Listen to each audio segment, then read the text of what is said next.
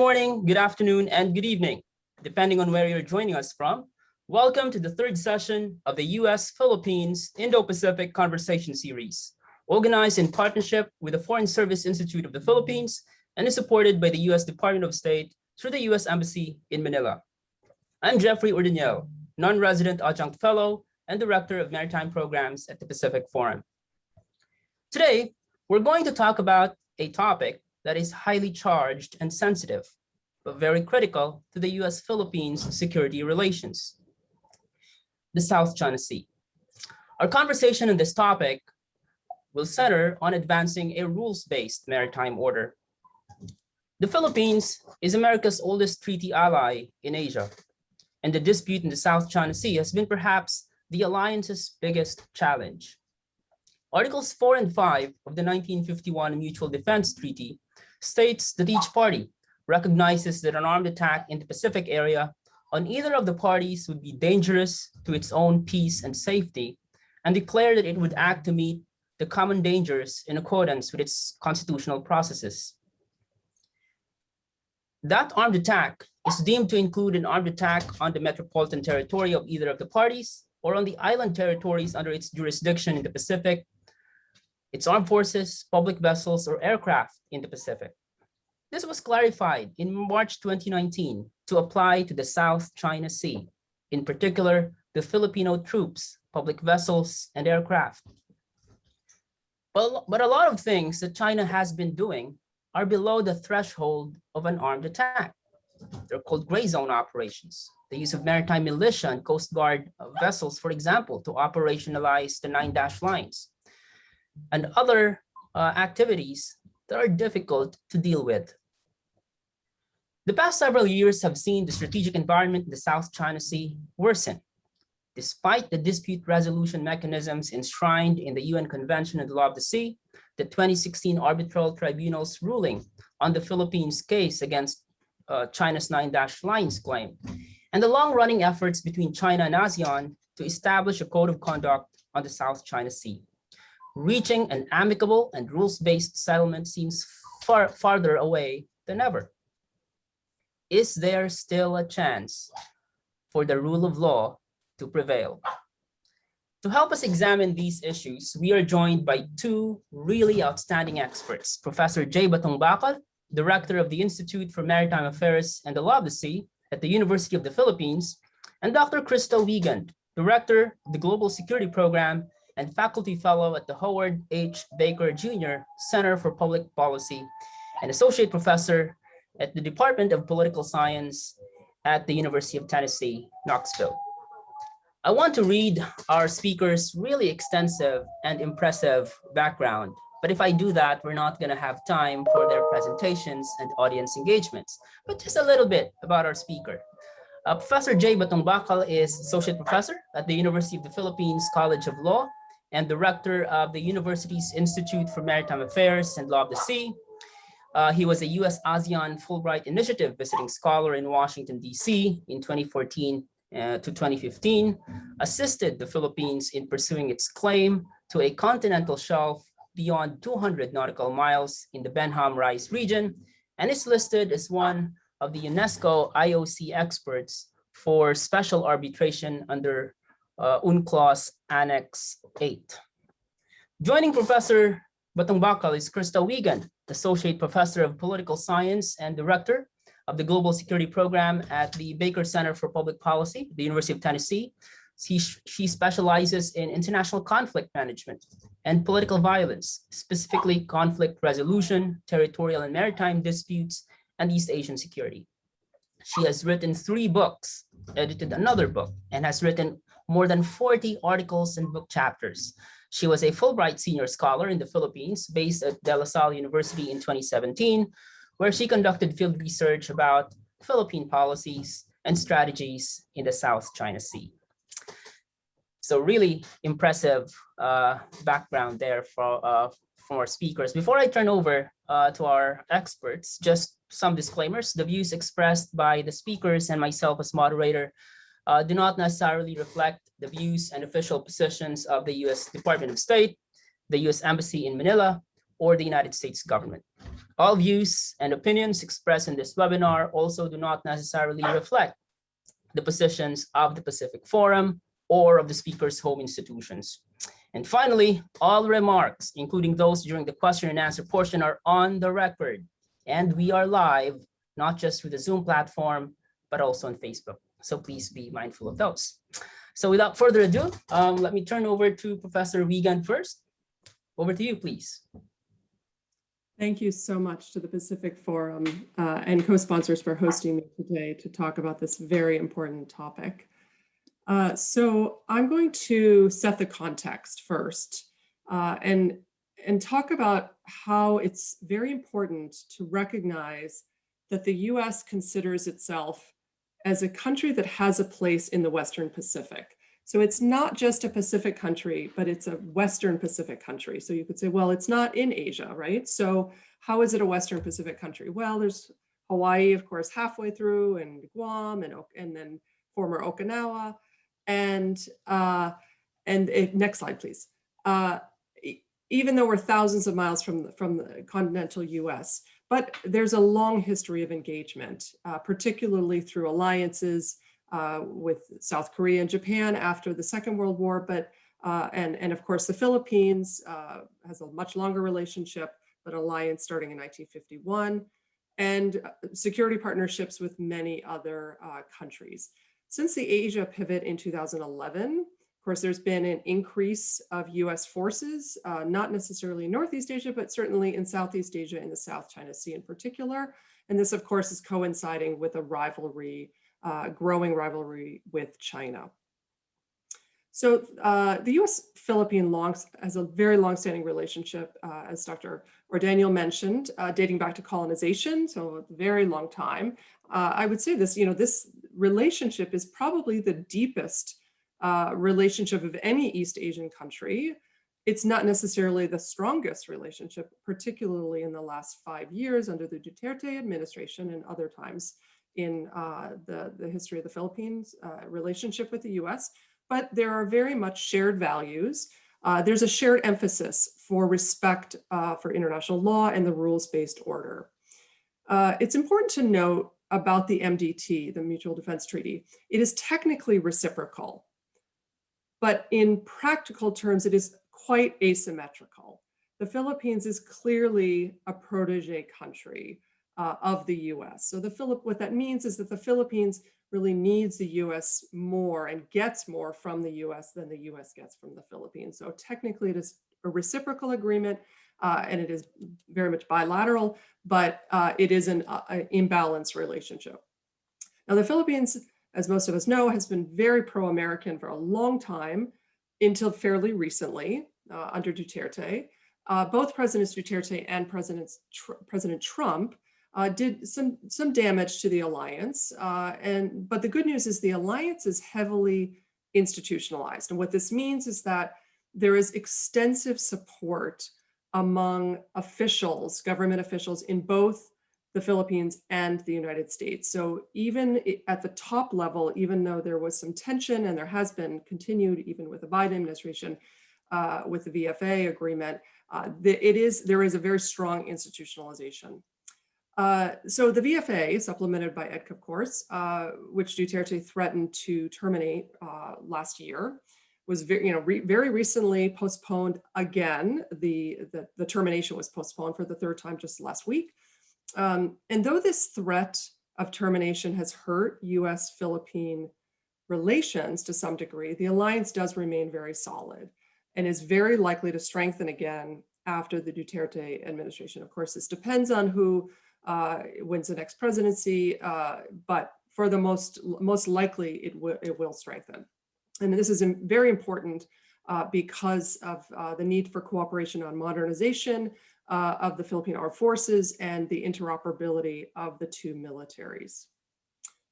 Now, from the US perspective, the US is heavily involved diplomatically, militarily, and legally active in the South China Sea. And this has been for some time, but increasingly more so in the past decade. Legally, the US is the defender of the international rules-based order, maritime laws, freedom of navigation, and the rights of its allies and security partners in the region, including the Philippines.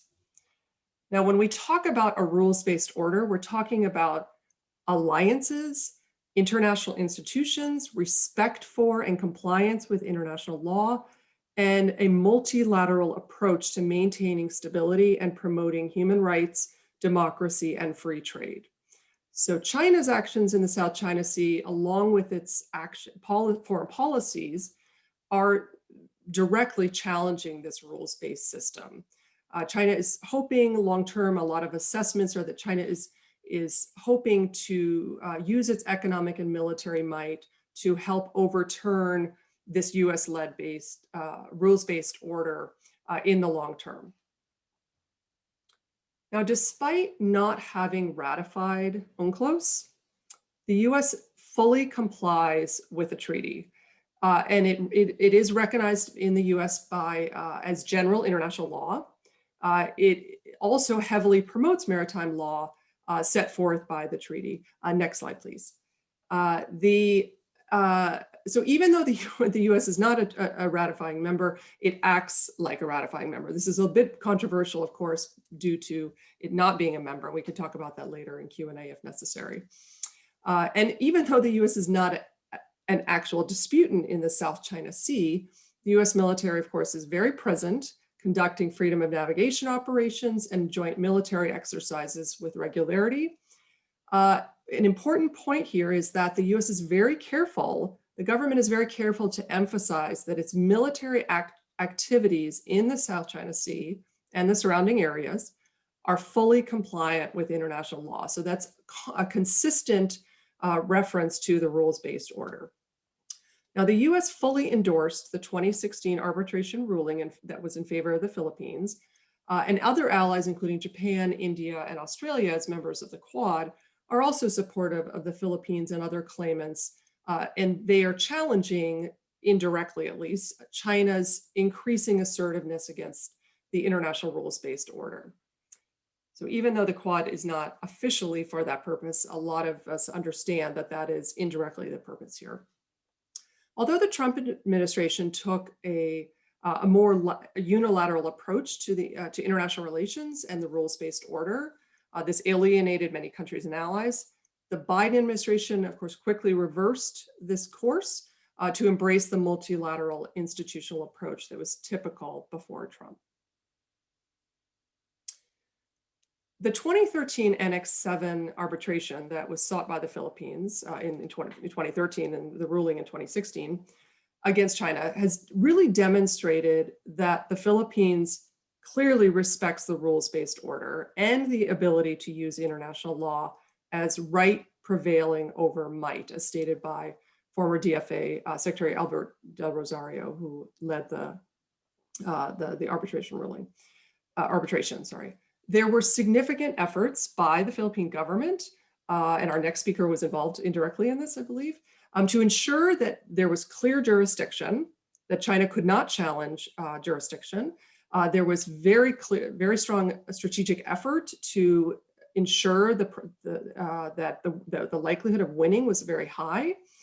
All of this was consistent with UNCLOS. The legal team made a very concerted effort to make sure that it was all consistent with UNCLOS, even to the point of being willing to not make actual claims for maritime features in order for China to not claim maritime features as islands. And I believe our next speaker will speak about that a bit. So the Philippines, of course, succeeded in using this rules-based international law to win most of the claims brought to the tribunal. And these, of course, included China's claims being ruled that they are not consistent with international law. And this is the most important ruling, that the 9-dash line is inconsistent and it is not legally valid. And that's very important. Some people argue that the ruling is irrelevant because China is continuing on and has not complied. But I would argue, and many others argue, that it really does actually matter quite a bit in the long term. The benefit of the ruling is that it legally determined that the rules-based order trumps all claims by the disputants, especially China. Now, the US immediately confirmed support of the ruling by stating that it supported the decision as confirming the rules-based order. It did not specifically support Philippine claims, but it indirectly supported Philippine claims. The ruling has helped the Quad countries to justify the protection of the rules-based order in the region and the need to defend it militarily through freedom of navigation operations and military exercises and other strategies. China has used international law to justify lack of participation in the arbitration tribunal, citing lack of jurisdiction, as well as justifying their lack of compliance. But they have very much been playing outside of the rules of international law most of the time.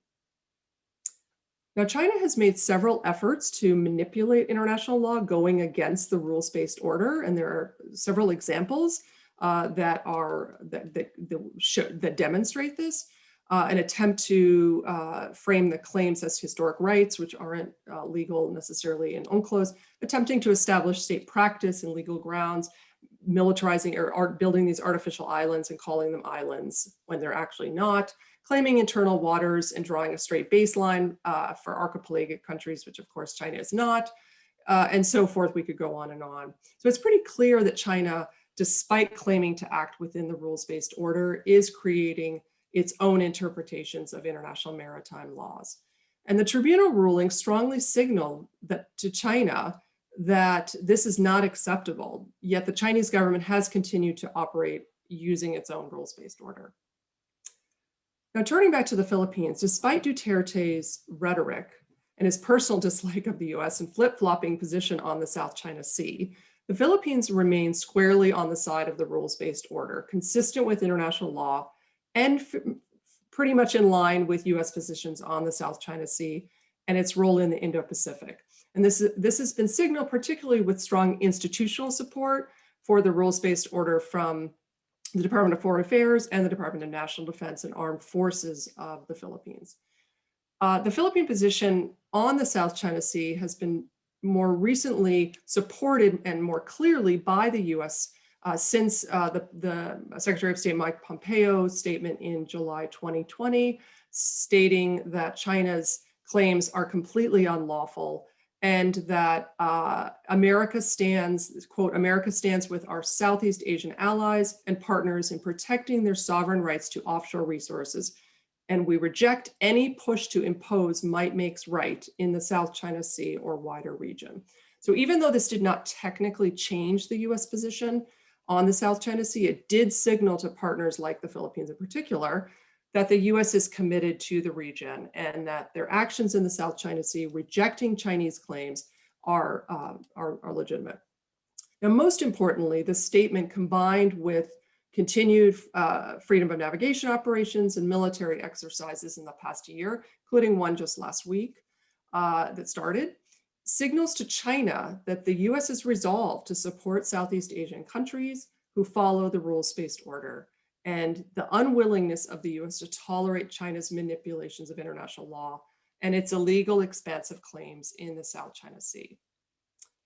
So the Philippines has greatly contributed to promoting the rules-based order in the South China Sea. The US should continue to support the Philippines in its defense against China's aggressions, regardless of the status of Duterte's ambivalent relationship with the US and the weakened alliance relations. Despite Duterte's cold shoulder to the US and warming toward China, Philippine policy toward the South China Sea has not actually wavered, as demonstrated most recently in the last few months by some of Duterte's remarks.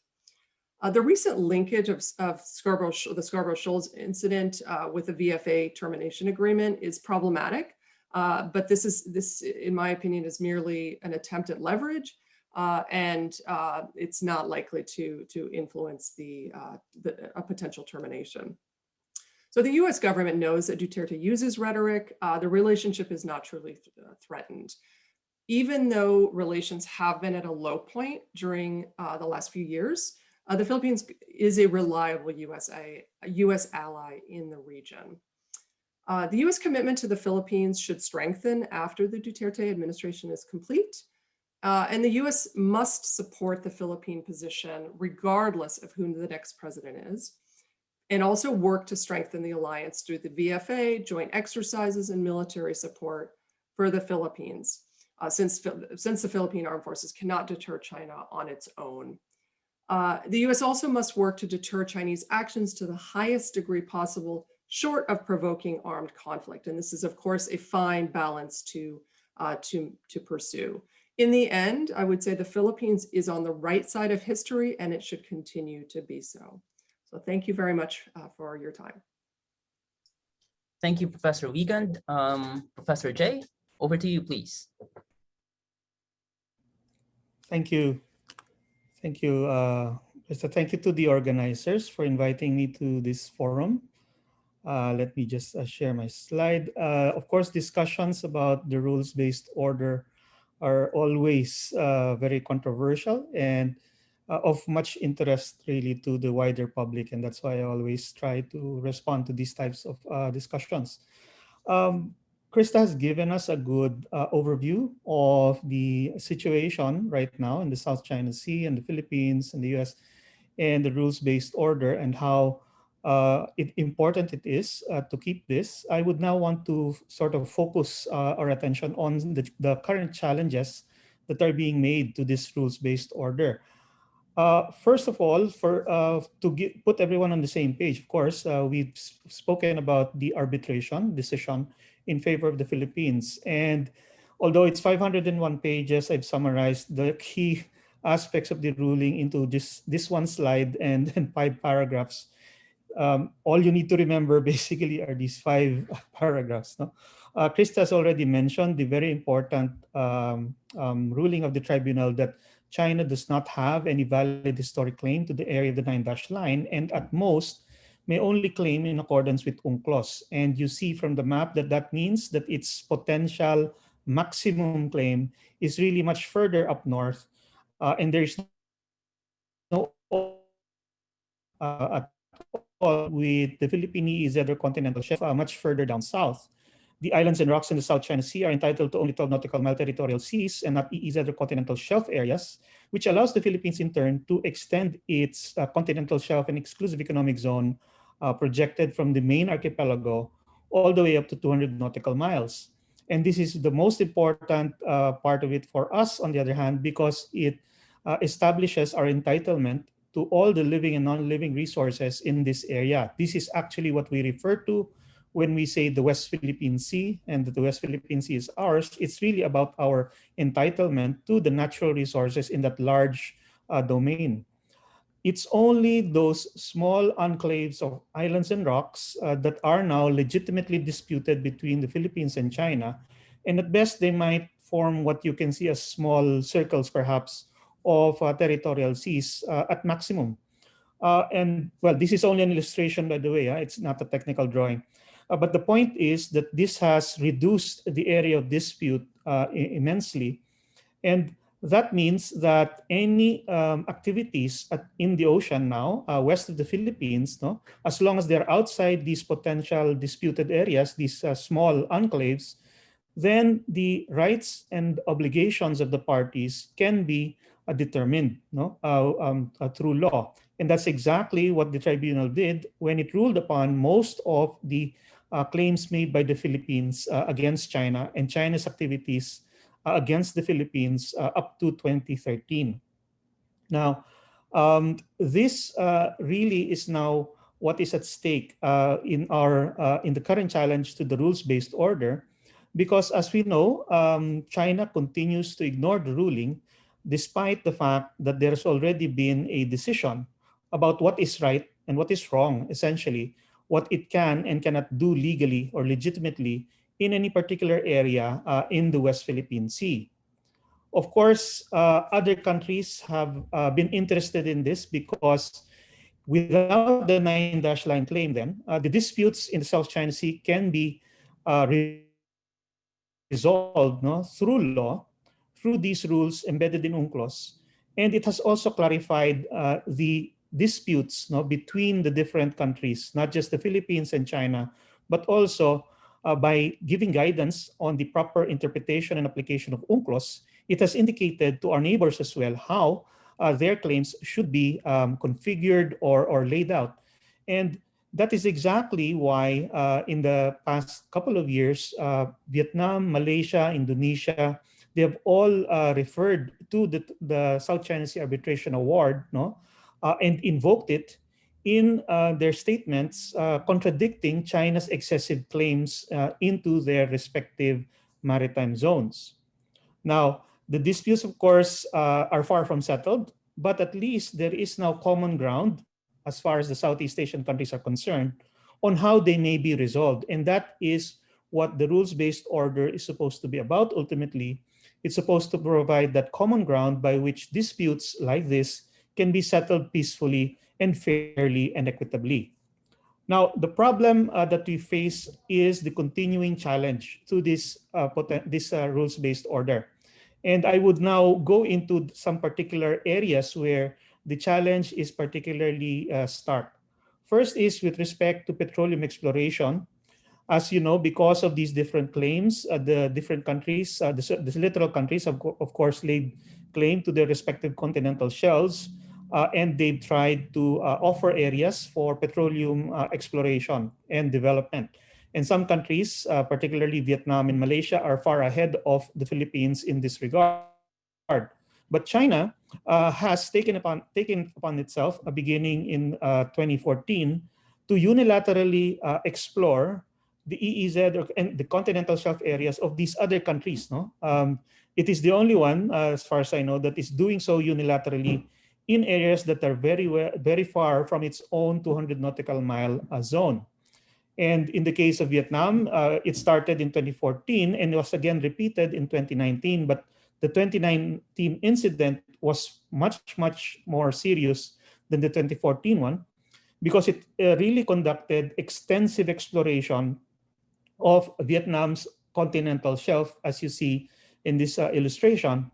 And of note is the fact that they even used their artificial islands, which were constructed contrary to international law, according to the tribunal. They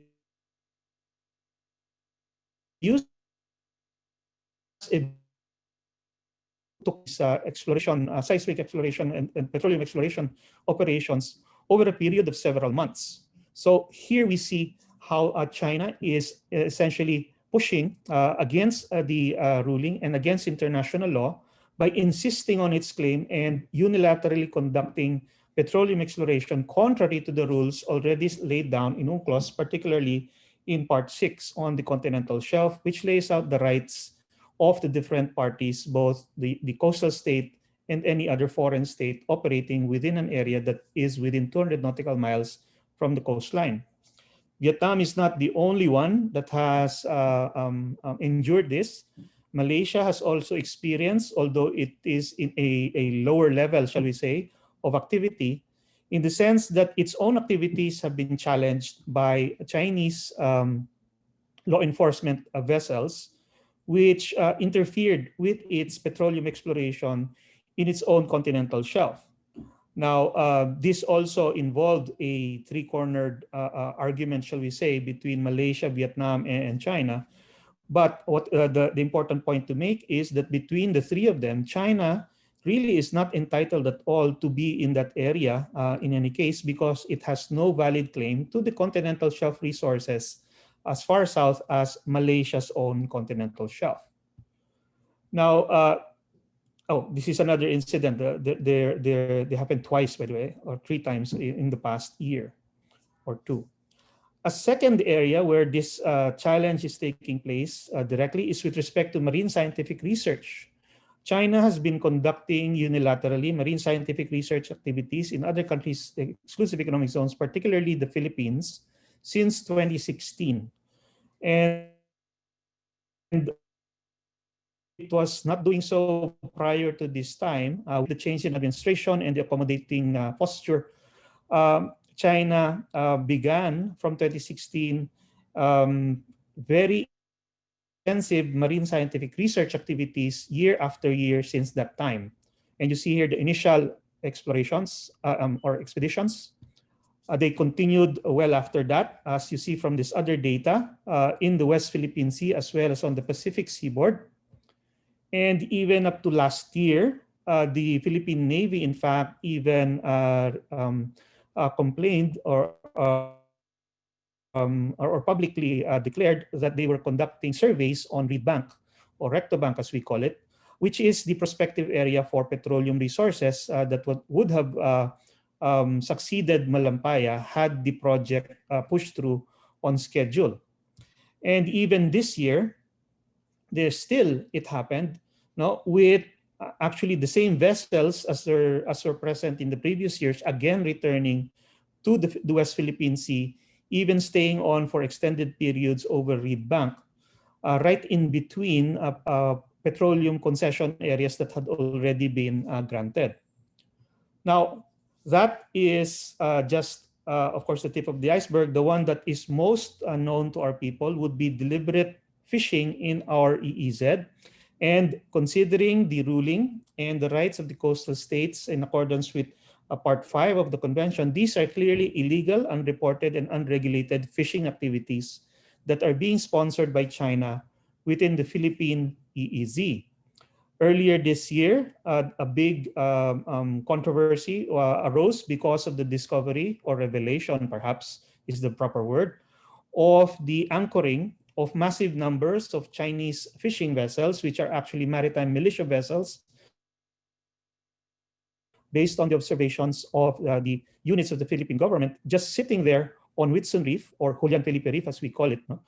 Anchoring for extended periods of time, doing anything other than fishing.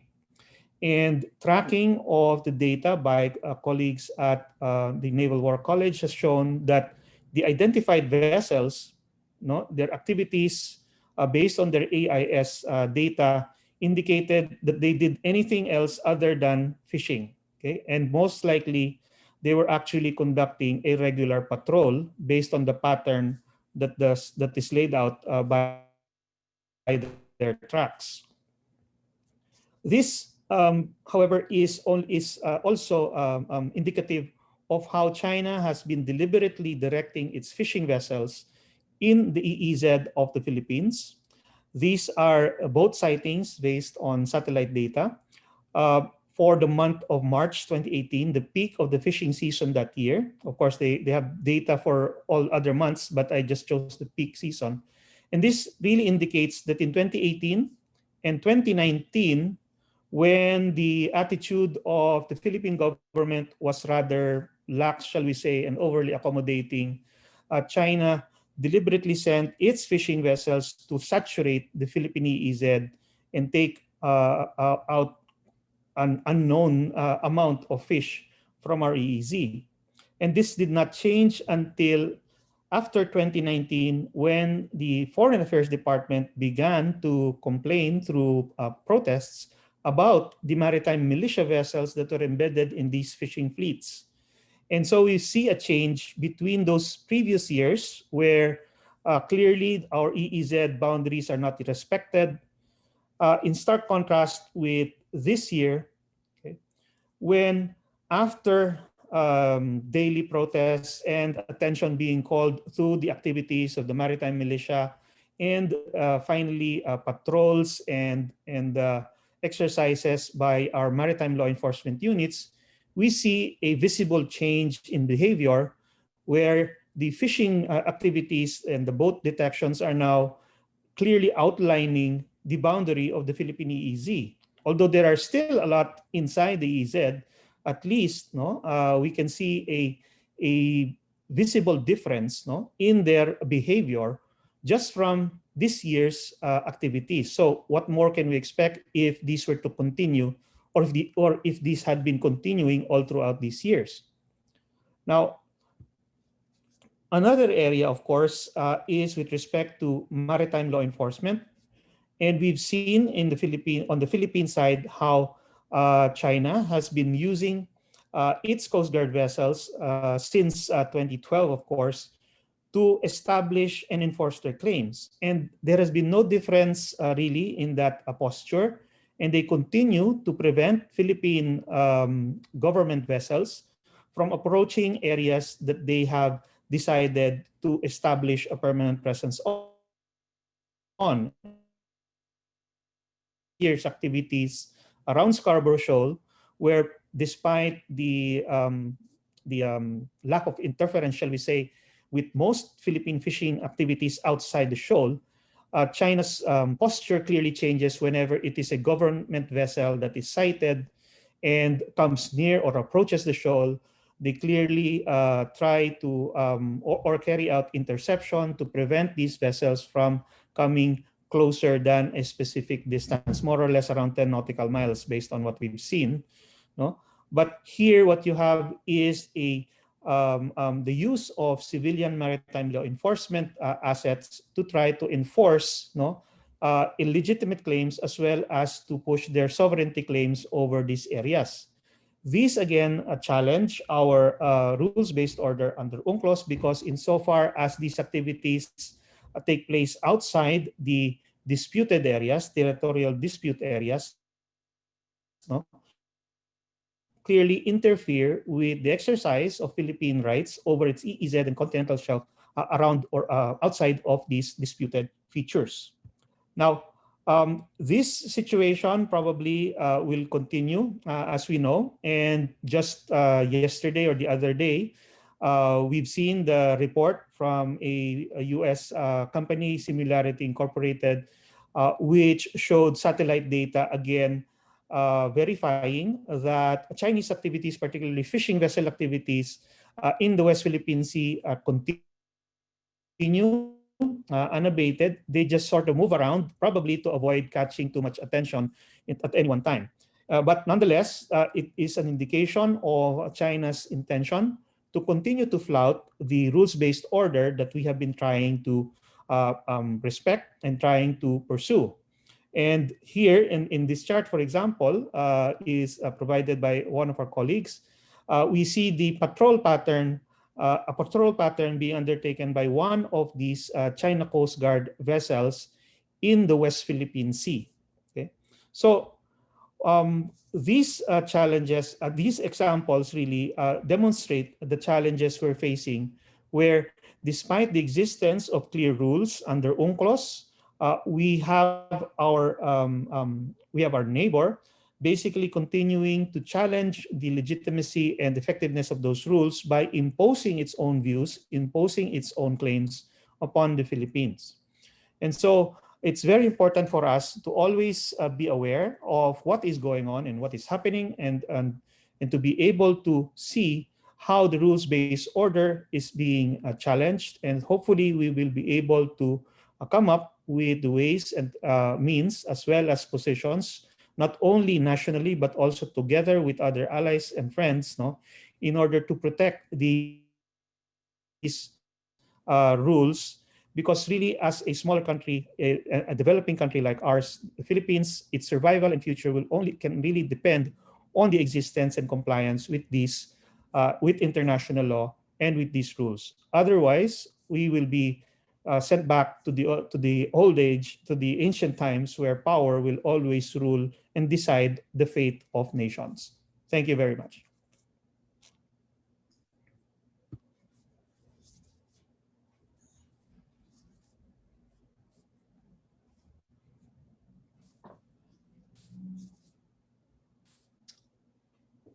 Thank you to both our speakers for their very illuminating remarks.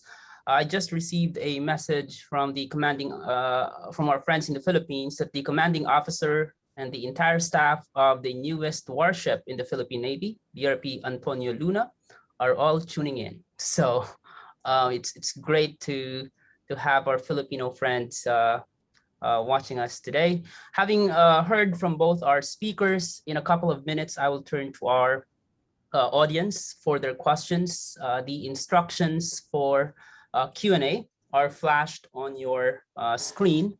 To ask a question and or to comment, please use the raise hand function located on the reaction tab at the bottom of your Zoom screen.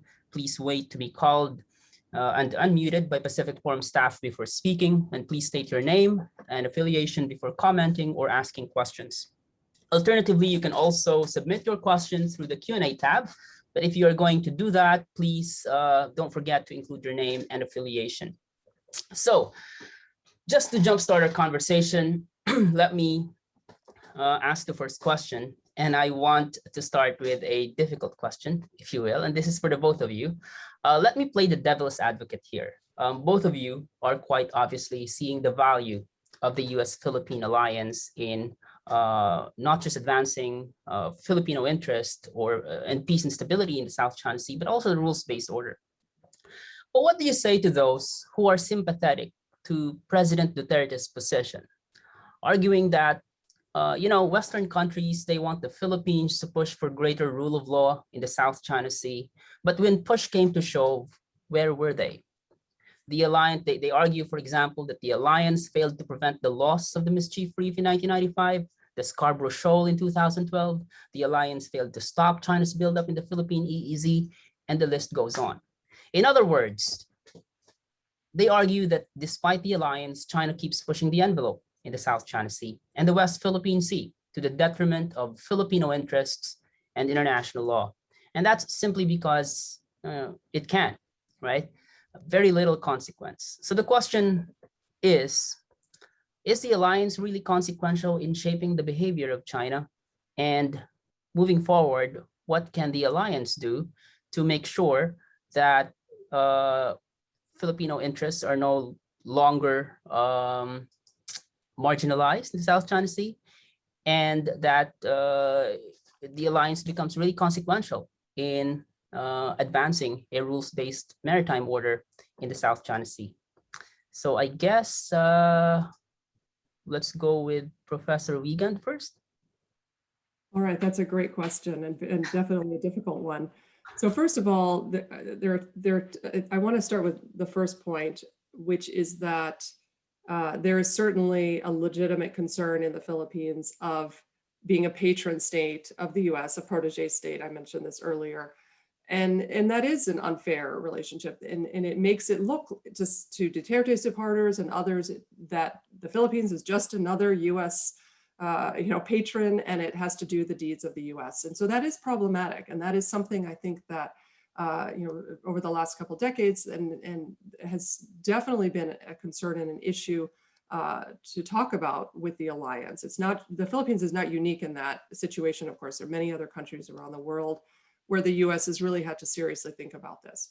The second point is that I agree with you with the devil's advocate position that the US was not active enough with Mischief Reef and Scarborough Shoals. I mean, certainly there was the mediation by the State Department during that crisis, but that was from a military standpoint, where was the US, right? So if this was really, if it's Philippine EEZ, which we know it is based on UNCLOS, why was the US not there?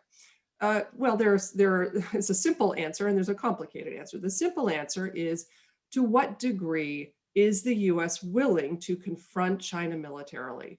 And that ultimately, regardless of what treaty obligations we have, what alliance obligations the US has, what degree is the US willing to do that? And I would say up until the last decade, the US was not willing to do that. And that is primarily economic reasons. There was, of course, a lot of debate depending on the type of whether Republican or Democratic presidents in the White House and the leaning of the US government with whether there would be more of the liberal order and supporting China and hoping that there would be this great relationship with China and even democratization, which of course never happened. And then of course, more the realist side of security and the China threat and so forth. And really, most people in the US government and China watchers for many, many decades said, let's give them a chance. And there were always some in the minority who said China's rising, China's threatening. And it's really only been the last few years where there's been a tipping point, I think, where people in the US are saying, this is a situation. So there's the US concerns about China, and there's the Philippine concerns about China. And the US, to what degree is the US willing to stand up to China with Taiwan, with all other issues? And also, of course, the Philippines and the South China Sea fits into that bigger context. So I think that's important to keep in mind. Professor Jay? Yes, this question is always asked, no? And well, the answer is rather simple for me. Number one, with respect to mischief reef, where was the United States at the time? Why was China able to take them? Number one, this is 1995. It happened in 1995. That was just 3 years after the Philippines kicked the U.S. bases out of the Philippines. The U.S. had withdrawn from the area, no?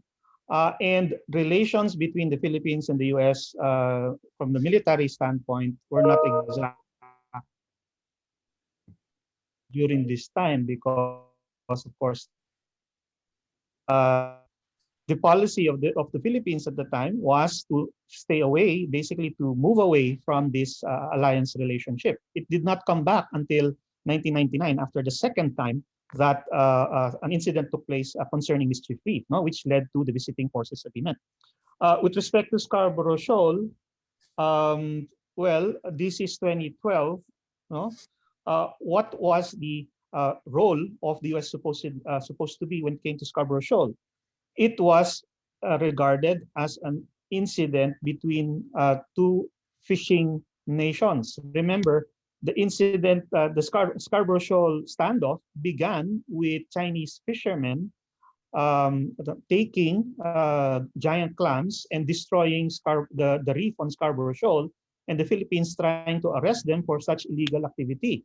The same thing that the Philippines, through the Philippine Navy, had been doing years before. No? So this also highlights another reason why the U.S. role in these incidents is not so prominent.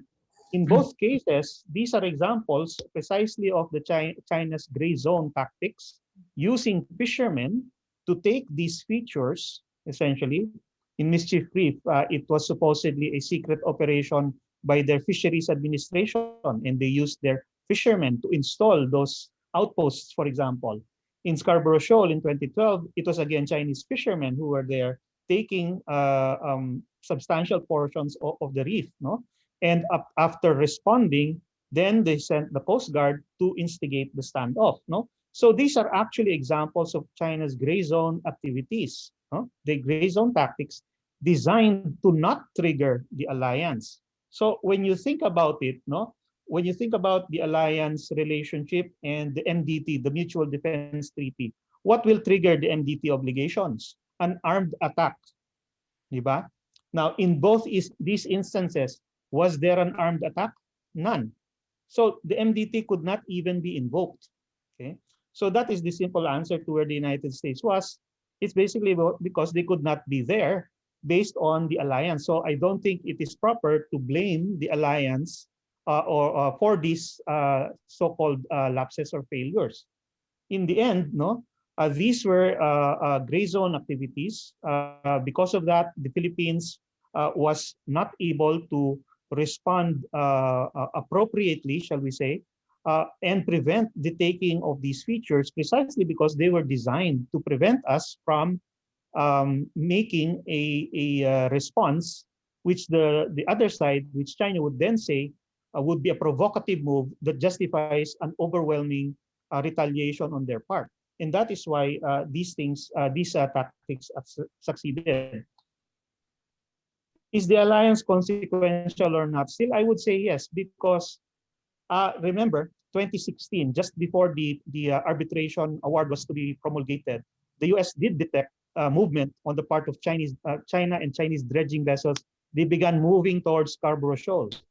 And what they did at the time was to leave a contingent of aircraft after the Balikatan exercises, not to conduct persuasion flights and patrols over Scarborough Shoal and prevent the dredging and transformation of Scarborough Shoal into an artificial island. That's 2016 already. And even Defense Secretary Lorenzana talked about this a couple of years ago. So I would say that the alliance is still consequential because it did at least prevent the transformation of Scarborough Shoal into another military base like what we have now on Mischief Reef. No, at least it did not happen again. Whether it is consequential in the future or not, actually, I think it depends not on the U.S. but on the Philippines, because out of all the different alliances in the world that I've looked at, no, it's only the Philippine-U.S. alliance, no, where you have a situation where the Philippines insists on this alliance and yet always says that it is not reliable.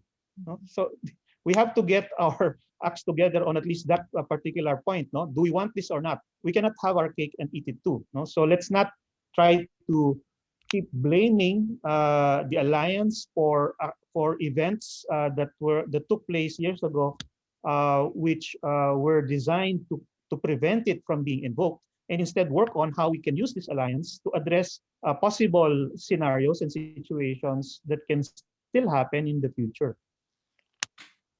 All right. Thank you. Let's take two questions at once from those who have raised their hands. So I'd like to take the questions of Hunter Marston and then Jay Tariela. So Hunter first. Hi, can you hear me? Yes, go ahead. Terrific. Thank you very much to both speakers and Jeffrey for your excellent moderating. I have a sort of two-part question for both speakers, perhaps. I'm wondering, given the walking back of the termination of the visiting forces agreement, is there a sense that President Duterte's perceptions of China or the United States have changed in his time during his time in office? Or is it more the political constraints that he's facing domestically have changed?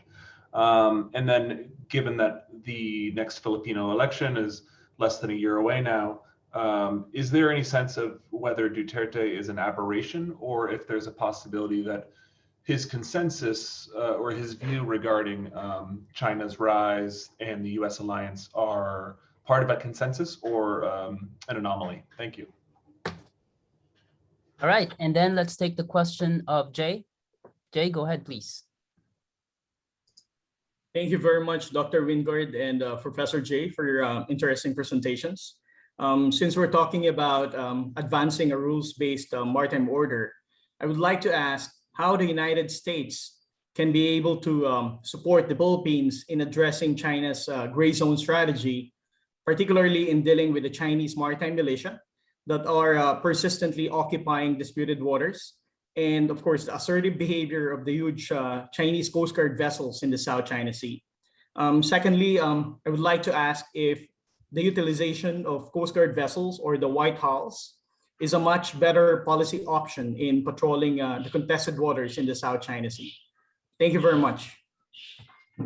All right, thanks Hunter and Jay. I think we can go with Professor Jay this time first. Okay, thank you. Is Duterte's perception changing, no? With respect to China, etc.? I do not believe so. I would attribute the decision more to political considerations really on his part. It is clear that Duterte finds this suspended termination, no, finds it to be a useful leverage vis-a-vis the United States. No? And going up to the elections in 2022, that leverage might be useful. It is also of political consequence domestically, because despite Duterte's position, the public opinion clearly is more still in favor of the US and set against China. And so this point, this particular discussion of the VFA would be relevant to public perceptions, no? And this is very important for the administration, especially in its last year and going up to the elections in 2022. I lost Hunter's second question towards the end. My internet hung up, but I got the first part only. Is Duterte an aberration or is his view of China rise? I assume you're asking whether this is prevalent or not. No?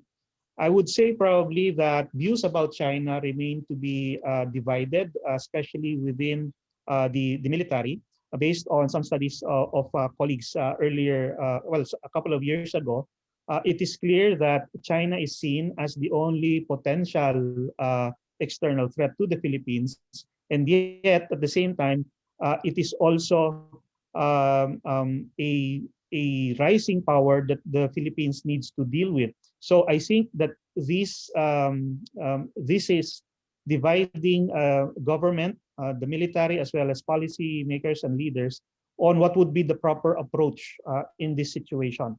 And I would think that it will continue to divide opinions about what would be the proper approach, no? Even into the next administration. On Jay Tariela's question about how the US can assist in addressing the gray zone tactics, particularly the maritime militia and China Coast Guard. Well, I think that these gray zone tactics, I've always said that these gray zone tactics work because they were designed to succeed in isolation, no? Meaning in a way that makes responding to them ineffective because either the information comes late in the day or the people's knowledge about the big picture develops long after the actual incident. So the way to address them, or one of the ways, would be to ensure real-time information becoming immediately available to all the stakeholders, no? Government initially, but also the public, I would say, no? Because it is only through exposing these activities that they can be made to step back, no? And in that eventually neutralize them. I treat it like a problem in counterinsurgency, shall we say. Insurgents are able to be effective because they stay below the radar, they hide within the population, they try to do things surreptitiously. So in the same manner, the maritime militia and Coast Guard, China Coast Guard, do this because they are not seen, because they are the public and the other arms of government are unaware of it. So the response or the answer really is ensuring greater maritime domain awareness, as some people would call it. No, it's basically knowledge of what is actually going on in these far-flung sea areas. That's probably the first step. And then the second would be now, with knowledge about how these units operate and what they do, then there should be enough information to put together some kind of playbook, and standard operating procedure, shall we say, or at least a strategy to be able to anticipate the kinds of operations that they undertake in any particular place, and then already have prepared contingencies or responses. That would be of great help, I think, to neutralizing the ability of these gray zone operations to actually achieve their objectives. On the utilization of China Coast Guard vessels as a better option in the South China Sea, actually, I think that really needs to be re-examined, because the assumption about China Coast Guard vessels is that they are civilian and therefore non-military and in a way non-threatening, or maybe considered as a non-use of force. The problem is China Coast Guard is very different from the other Coast Guards. For one, it's the biggest Coast Guard there is in this region. It has ships larger than naval ships of most countries, and it is directly operating now under the Chinese military command. It is part of their military structure. So we should re-examine our posture and attitudes towards China Coast Guard vessels, simply because they're painted white no longer is a useful quality, I think. They should be regarded just like any other vessel, government vessel. They should be regarded as agents of the state, no, and treated as such, regardless whether they're white or gray or blue or black or whatever. They're still agents of the state, and therefore our responses should be based on that. Okay. Thank you. I agree completely with Jay on all his points. So excellent agreement here. I would just add that these are, even though they are certainly referred to as gray zone tactics, we know they are state agents. So therefore, absolutely, we should respond as if they're state agents. So in a way, by recognizing them as not gray zone tactics and calling them out and outing them essentially, and having this maritime awareness, domain awareness, this has taken away the strategy of the Chinese in a way. So even though they can claim, oh, this is only fishermen and civilians and so forth, the world knows that's not true. So it's kind of taken away some of the sting and some of the the ability to get away with skirting, international law. So certainly the Philippines and the U.S. Can respond in the way that as if they were military. One thing I will add also is that I would advise against the Philippines using civilian tactics. I know there has been some talk about auxiliary units of this. I think that's a somewhat slippery slope, because then you're getting too close to what China's doing. I understand the attractiveness of this, but I think that we have to stay to be consistent with maritime law, and we have to be consistent with the best standards and practices and respond to China in the best practical way, and not act as China is acting. All right.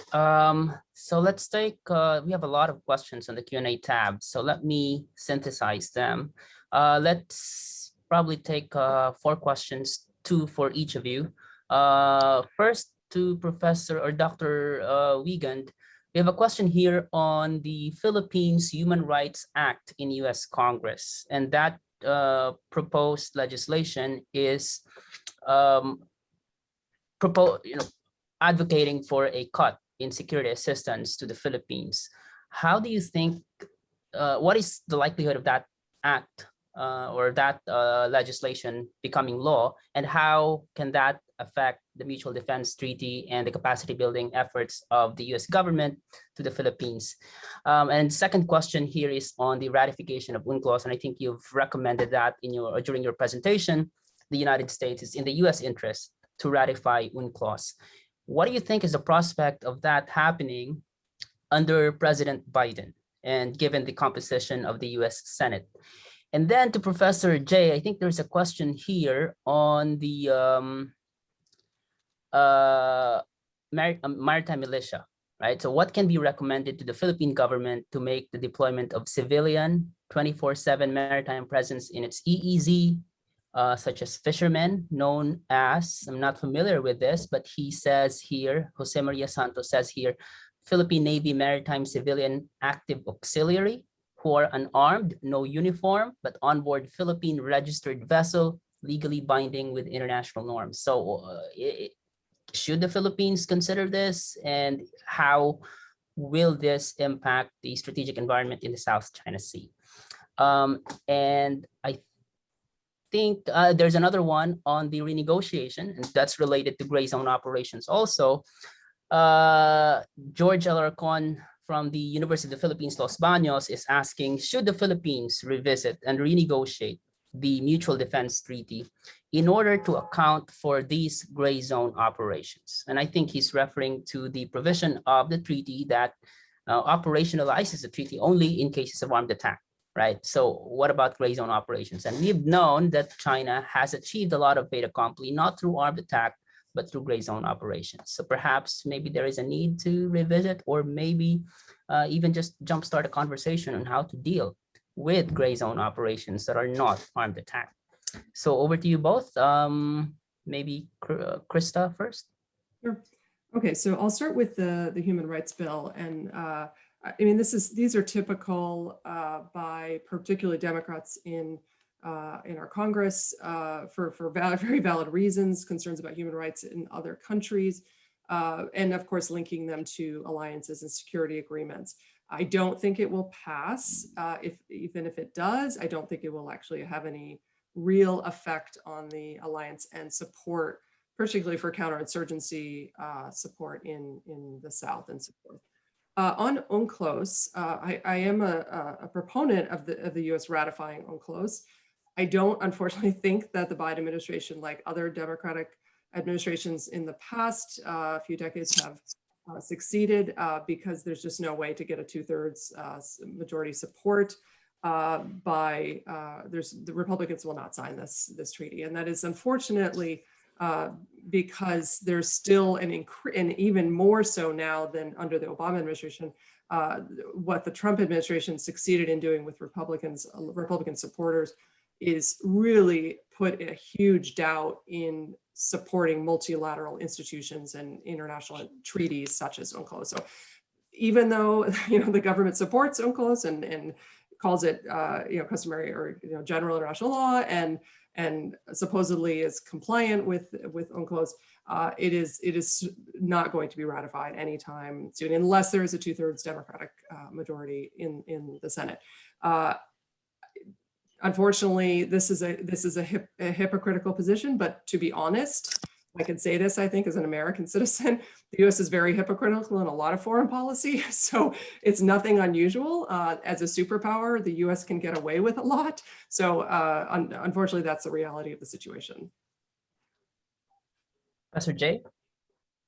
Yes. On the potential Philippine Navy Maritime Civilian Active Auxiliary, actually, this proposal was faced last year, if I'm not mistaken, during a budget hearing. I am actually not yet in favor of this, given that it is not yet very clear what role this civilian militia, shall we say, or auxiliary would be playing. No?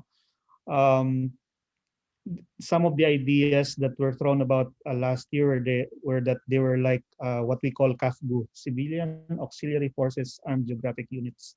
So they were patterning it, taking it, the template was from what the Army does in areas formerly held by the insurgency. Now, that clearly is not going to be a directly applicable model at sea, given the differences in operating conditions. And also, if the purposes of the auxiliary are, well, unarmed or reconnaissance, things like that, no? I think that would make them formal auxiliaries of the Philippine Navy. I'm not sure about how that will work, whether that means that there will be obligations, therefore budgetary implications, obligations for support and training, etc. So I think that while the idea might be interesting, it is not yet concrete enough for me to be able to recommend it either way. There were other questions, but my internet ceased after that particular. After you mentioned that particular question. Okay. All right, let's move forward. There's a question on freedom of navigation operations in the South China Sea, because a lot of commentators or pundits have been saying that the U.S. response for the longest time has been focused on FONOPS, which is viewed as not necessarily matching the challenge, the China challenge, if you will. Okay. And so there's a question here from James Lee. Does China actually interfere with freedom of navigation in the open seas in the South China Sea? Has China stopped or harassed vessels of other nations sailing through the open seas in the South China Sea? So I'd like you both to comment on that, maybe Professor Jay on the legality and Professor Wiegand on the value of freedom of navigation operations. But hold your answers. Let's take one raised hand question from Maria Teresa Almirante from the Department of Foreign Affairs of the Philippines. Go ahead, please. Maria?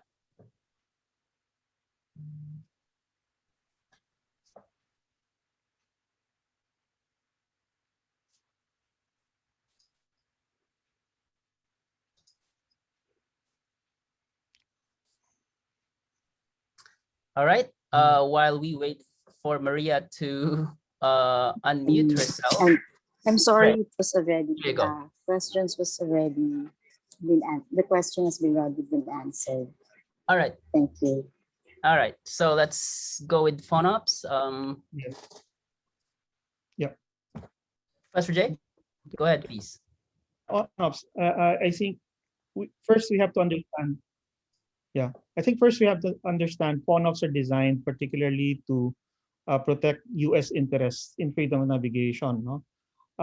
People seem to have this misimpression that it's also intended to support claims to sovereignty and jurisdiction. I think it's not that's not the case. No, it is particularly designed for American interest in freedom of navigation. If you're talking about protecting the interest in, say, asserting jurisdiction or to maintaining the sovereignty claims to the various islands and features, that is something that is not a U.S. interest, no, because they're not the claimant. That is something that the claimants should be the ones to do something about, no?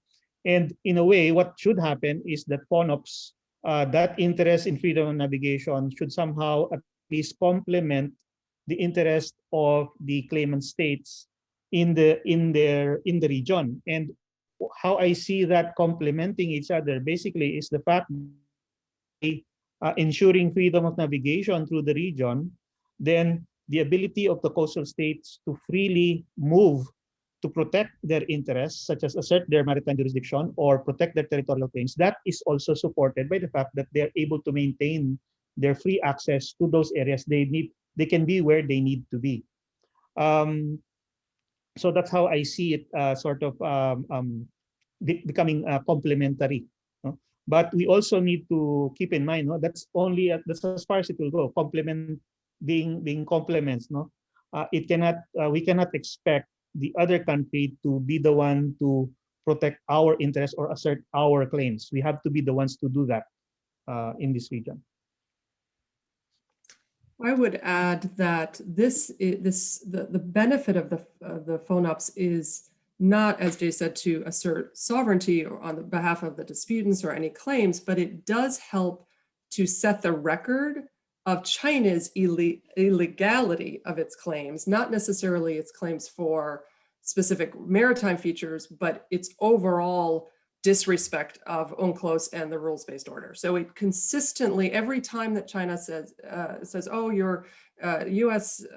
naval ship, whatever, you're in our internal waters, you are illegally, in our waters, so forth. That is another check mark off of a very long list of misbehaviors, essentially, or disrespect by China of maritime law. So it does help set the record legally from that perspective. From a political or strategic perspective, this is just one tool in a much larger toolbox of strategy and military strategy by the US. And absolutely, I agree with Jay, this is definitely more in the US national interest than any other country.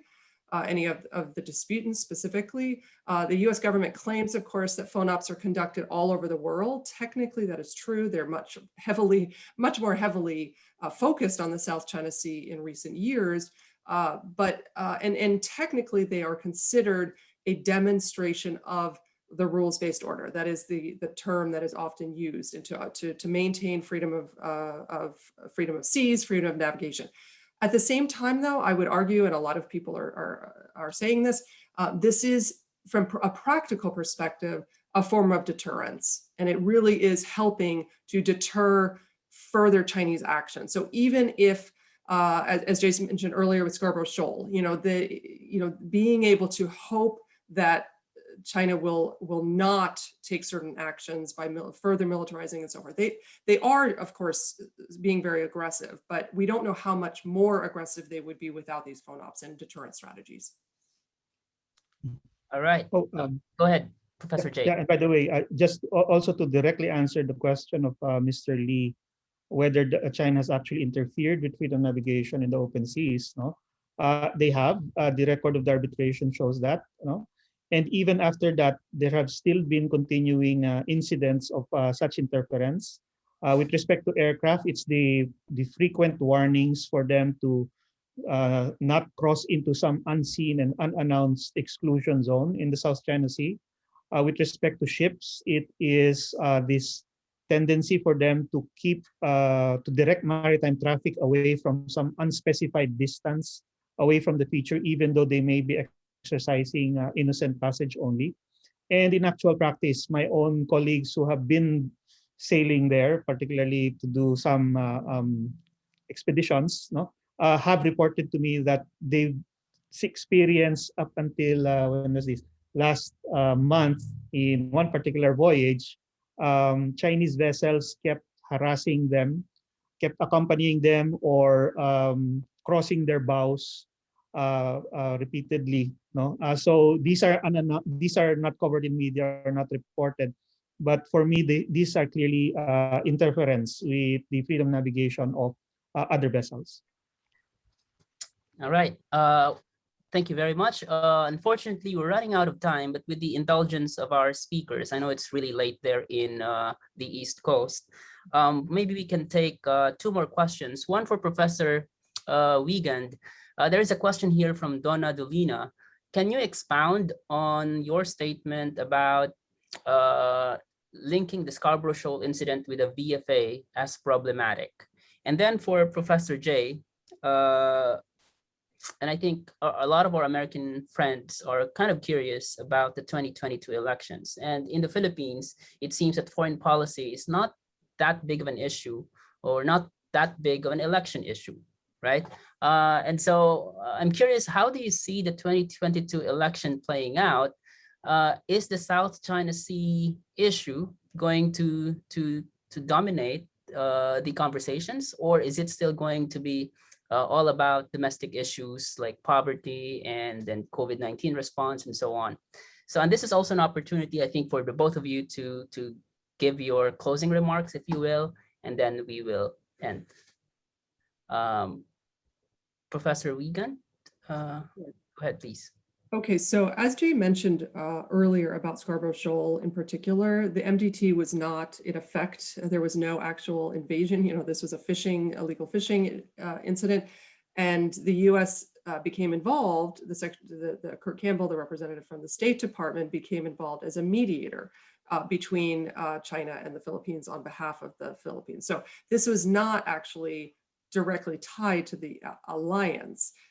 So to link those two together, it seems very rhetorical from my perspective for Duterte to say, well, unless the U.S. can explain why the Chinese remained in the shoal and the U.S. The Philippines were forced to leave, that there's nothing. It's like apples and oranges. And so I really think this is just an attempt at leverage. It's really yet again another typical strategy. I don't know how strategic it is really, but it doesn't seem to be very useful. In my understanding was that there were ongoing negotiations between Fu Ying and the Philippine government representatives and Trillanes and others, and Aquino made a decision. He had to make a choice whether to withdraw or not, and of course China stayed. So it's not that the U.S. let China remain in the shoal, and I think there's some anti-American views toward that. But I think that's more of a biased view that's probably not very accurate and really has nothing to do with the alliance. Pastor Jay? Yes, for me, will the South China Sea be a factor in the next election? I think that the fact that this early we're seeing various politicians trying to make a play to the galleries, trying to present themselves as more interested or more active now when it comes to what's happening in the West Philippine Sea, and they're more vocal now, taking stronger positions. That's an indication that the South China Sea and the West Philippine Sea issues will play a role in the next election. How important or how influential it will be, of course, will depend, I think, on the next few months. The pandemic is still hanging above our heads after all, and even more basic issues such as food and the economy are still there. So it will be competing with those other issues that traditionally have tended to dominate. But it could, we will have to see. It could play a visible role in the next few months. Now, as to the overall situation, probably in closing, I would just like to thank the organizers again and everybody who's listening for tuning in and viewing this seminar. The West Philippine Sea disputes continue to unfold, and now we're seeing new arenas open up, especially in the sense of information warfare and lawfare over the West Philippine Sea. There's a lot of misinformation and disinformation that is ramping up, and I think it's connected with, again, these political exercises. We need to be careful. We need to be vigilant as well about these parts. It is good that everyone has the curiosity and patience to try to to acquire as much information as they can and to try to analyze for themselves the situation. So I hope that you will continue to listen to and tune in to forums like this and try and hopefully be able to discern the truth from the sea of the deluge of misinformation that's being thrown our way with respect to these issues. Thank you. All right. Special thanks to our speakers. We just heard from a lawyer, Professor J. Batongbacal, and a political scientist, Dr. Wiegand. We certainly learned a lot. Thanks to all our attendees as well. We had, I think, over 200 attendees today. Please stay tuned for the third session of the U.S.-Philippines Indo-Pacific Conversation Series happening in July. It will be about countering violent extremism and the role of the U.S.-Philippine Alliance. So registration announcements will be sent via email and also on Pacific Forum social media. So please register for that as well if you're interested. We thank you again for joining us and hope to see you next time. Goodbye for now.